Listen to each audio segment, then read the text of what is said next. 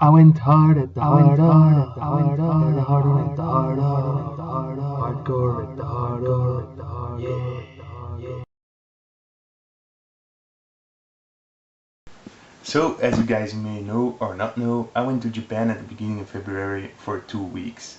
With 4 friends, we went game hunting there and we bought a lot of stuff.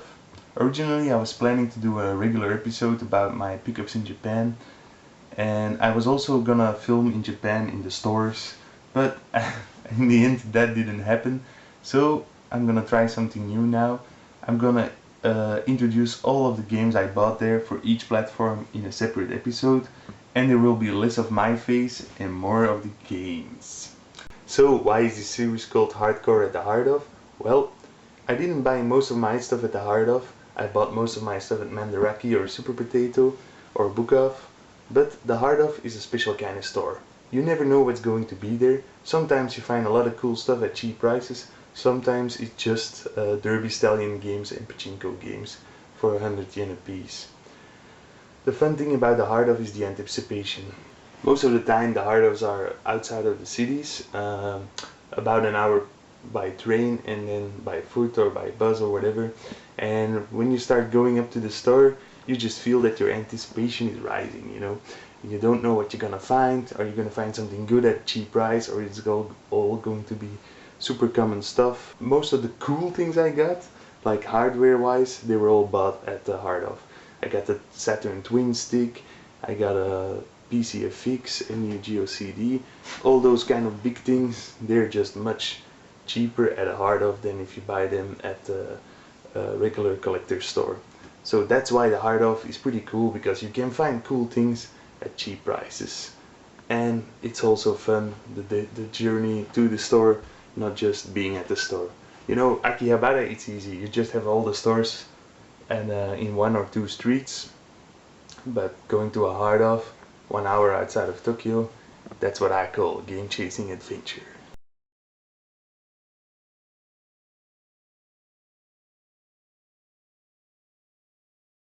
From for which I bought the least amount of games was the Wii with 1 game, then the PlayStation 2 and the Xbox with 2 games, and then the N64 with 3 games. All these 4 platforms I can still play those games. So at the moment we're looking at the fourth last place, I guess, and that's a draw between the Sega Mega Drive and the Nintendo Game Boy. With the Game Boy I also mean Game Boy Advance, Game Boy Color and regular Game Boy. So which one should I start with? I guess I'm gonna start with the Mega Drive here, because I really bought the best games for the Mega Drive, and it's also one of my favorite platforms, if not my favorite platform of all time. So away with you, Game Boy! So first we start off with the loose games I bought. First up is Tatsujin, or Truxton as it is known in the West. I already have this PAL boxed copy of this, and actually I don't need this because the games are exactly the same. If you switch your Switch on the Mega Drive, then it plays in English or in Japanese, so both versions are included on one cartridge. But it was only 100 yen, so that's not even €1, so yeah, I bought it. Sumi! Another Technosoft game. I mean, this is not a Technosoft game, but another great Technosoft game is Herzog 2. It's more of a strategy game than a regular type of shooter. Haven't really delved into this yet. As you can see, the sticker is coming loose at the back. This was pretty expensive for a loose cartridge, 500 yen at the Book Off. But in Japan you don't really find that many Mega Drive cartridges just out in the wild. At least not any good ones. And then last but not least, for the loose cartridges, is Valis 3, an action platform game. I already have Super Valis 4 and SD Valis on the Mega Drive. Now I also have the third game in the series. It's actually a pretty fun series. Then for boxed, I bought 2 awesome games. First up is Elemental Master. I can't really remember how much I paid for this, but it was not that cheap. I bought it at Mandarake store, which is a store of retro change and anime stuff and mangas and statues and everything like that. But as you can see, the game is looking pretty minty. I think it was 3,800 yen, so about 30-35 euros. And the manual is probably also in pristine condition. You know, with Mandarake, if you buy games there, it's a collector's chain of stores. When you buy a game that is minty, you pay more than if you buy a game that is less minty. They also have a grading system on their games. I will show you that in a minute. I don't know why the plastic is already off this one. I haven't played it before, but I guess for some reason I took it off.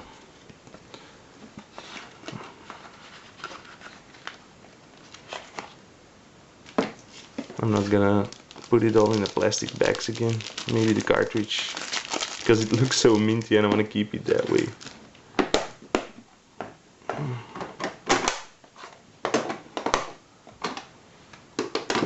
The last game I bought was Curse, also at Mandarake, a different one. This one I bought, I think, in Osaka.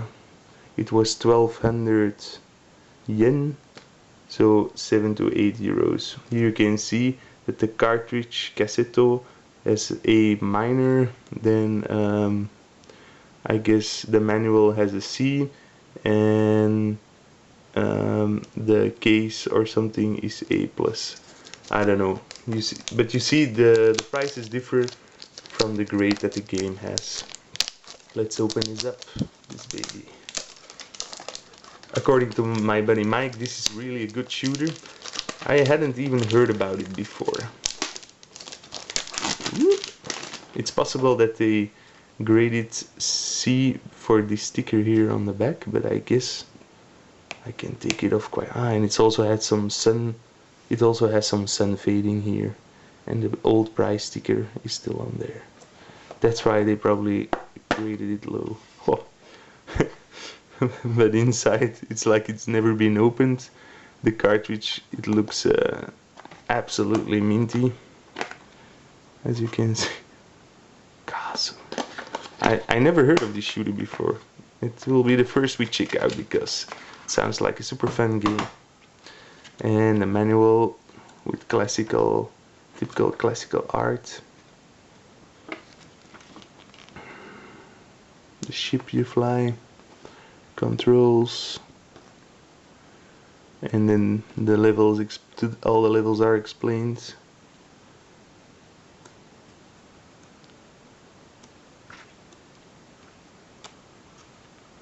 All the enemy ships and the upgrades. I always love this art when they don't step on the cartridge.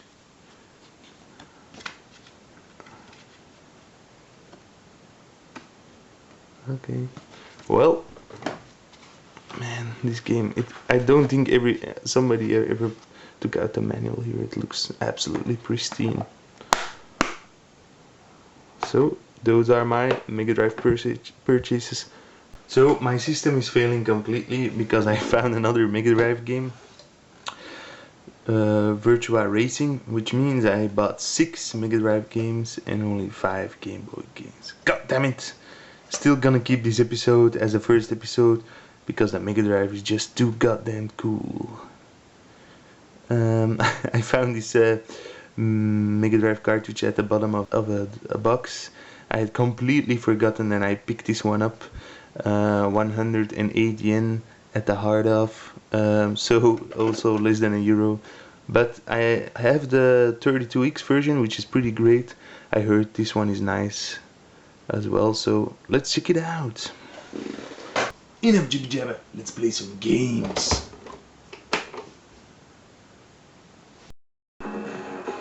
Right, let's start playing some Curse. This is a space shooter. Ooh. It actually feels kinda slow. Ooh, but there's a lot going on the screen. So So you can easily tell this is a more recent shooter. Not as old as Truxton for sure. Apparently also have some shields. Oh man, this is pretty intense. First time playing these guys. Whoa, fuck. Oh, you apparently you're not allowed to hit the tree. Okay, that's a bit of annoying if you're not allowed to touch the background. I love these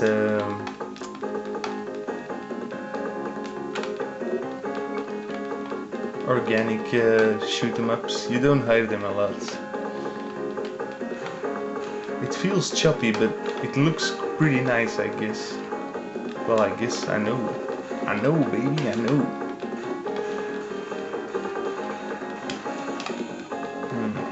The bomb is pretty good, but you don't have a lot of them. Can I? Nah. The power-up stops there in the screen, and you can't even take it. That's a bit of a shame. Well, what? Whoa! Dying a lot here. Wow, some cool graphics there.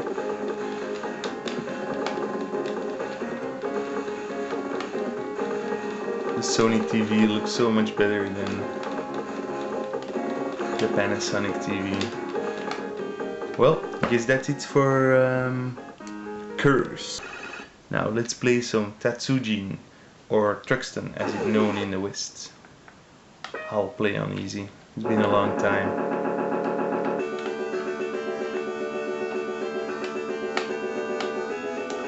I love the music of this game. This was actually, I think, the first shoot 'em up I owned for the Mega Drive. It's a hard one. You really have to watch out. Before you know it, you're dead. It also has a weird power-up system. You have to collect, I think, 5 power-ups, and then your weapons increase. Die, bitches. I remember being in university and actually play this thing the whole time instead of learning. So it's your fault, Truxton, that I failed university. No, that's not true. It's my own fault. It's a lovely. This is a very old shoe. It's from '88, I think, and it was ported to the Mega Drive around '88, '89. So it's one of the first released. Toaplan released a lot of their shooters on the Mega Drive, which is pretty cool because they made a lot of good shooters. When Toaplan died out, a lot of them start working for Cave. So if you don't have this one, be sure to be on the lookout for it because it's a damn fine shooter. You can pick it up. I heard it's getting pretty expensive these days, so if you find it for cheap on a flea market, be sure to pick it up.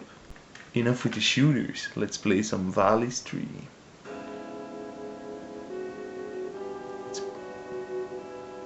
The entire game, of course, will be in Japanese. Rio and Valley's Tree. Thing with the Valley's games is that they never have like expressions on their faces. Oh, bad guy. Oh, yeah.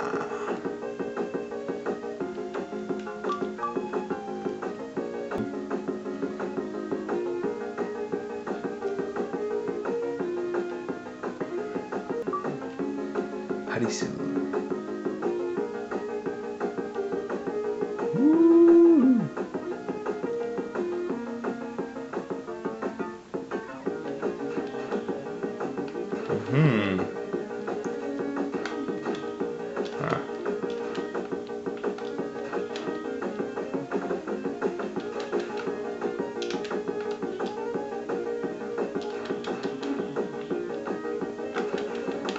Alright. Whoa.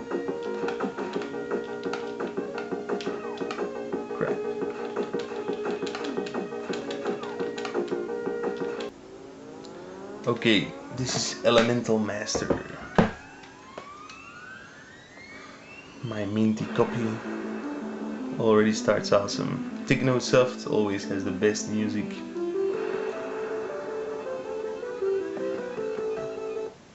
If you haven't played Thunder Force 3 or 4, go out and pick them up immediately because they're awesome games.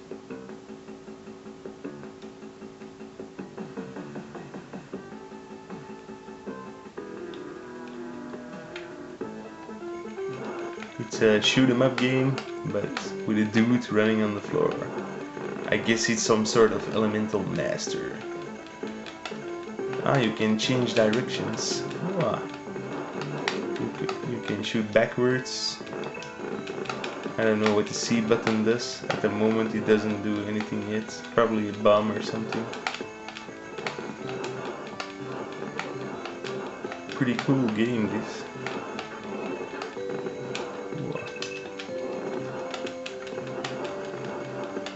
Whoa. These fire... whoa.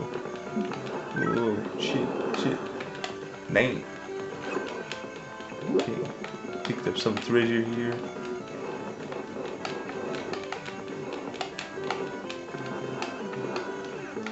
Dang, this is not an easy game.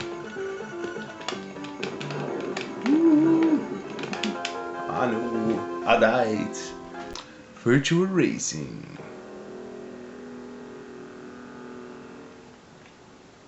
I love this game on the 32 weeks.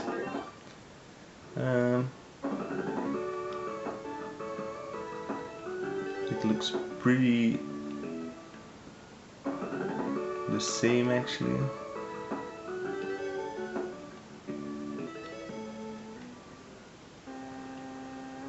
Oh, okay, no, it looks a bit worse than the 32x version. A lot of pixel alien.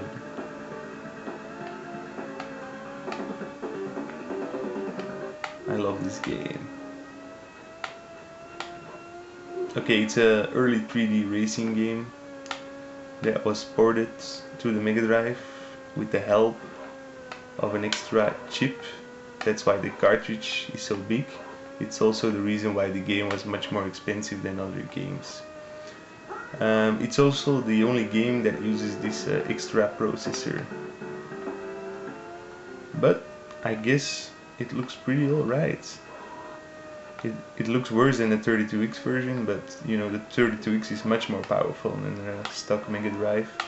And the SVP, that's the extra chip included in this game, is also not that powerful. Ooh.